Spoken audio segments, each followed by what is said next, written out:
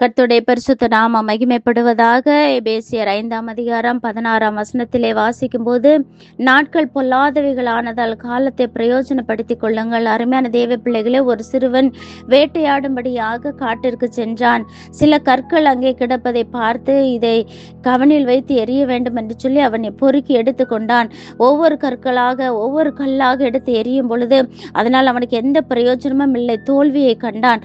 ஒரு கல் கடைசியாக இருந்தது. மிகவும் மினுமினுக்காக தோன்றியது.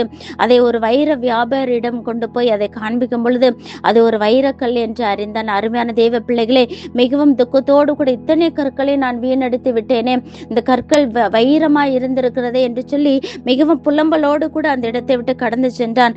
அருமையான தேவ பிள்ளைகளே, நம்முடைய வாழ்க்கையிலும் கர்த்தர் கொடுத்த ஒவ்வொரு நாளும் நேரமும் மிகவும் மிகுந்த பிரயோஜனமுள்ள ஒரு வைர கற்களாய் நம்முடைய கரங்களில கொடுத்திருக்கிறார். அநேகருடைய வாழ்க்கையில இந்த நாட்களில டிவிக்கு முன்பதாகவும் மொபைல் போன் மூலமாகவும் நம்முடைய நேரங்களையும் நாட்களையும் வீணாக அங்கங்கும் சுற்றி திருவதனாலும் நாம் நேரத்தையும் நாட்களையும் வீணடித்து கொண்டு இருக்கிறோம். அதனால நமக்கு எந்த பிரயோஜனமும் கிடைப்பதில்லை. எனவே நாட்கள் பொல்லாதவைகளாய் காணப்படுகிறது. காலத்தை பிரயோஜனப்படுத்திக் கொள்ளும் போது கடைசியாக ஒரு கல் அவனுக்கு மீந்திருந்தது போல, அதே போல நம்முடைய வாழ்க்கையிலும் கூட இத்தனை காலங்கள் போனது போகட்டும். இனிமேலாவது நம்முடைய காலங்களை நாம் பிரயோஜனப்படுத்திக் கொள்ளுவோம்.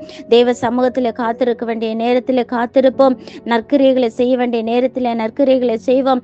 எந்தெந்த காரியத்தை எந்தெந்த நேரத்திலே செய்ய வேண்டுமோ அந்தந்த காரியங்களை செய்யும் போது அது மிகுந்த பலனை நமக்கு கொடுக்கக்கூடியதாய் காணப்படுகிறது. எனவே கர்த்தர் தாமே நம்மை ஆசீர்வதிப்பாராக. ஆமென்.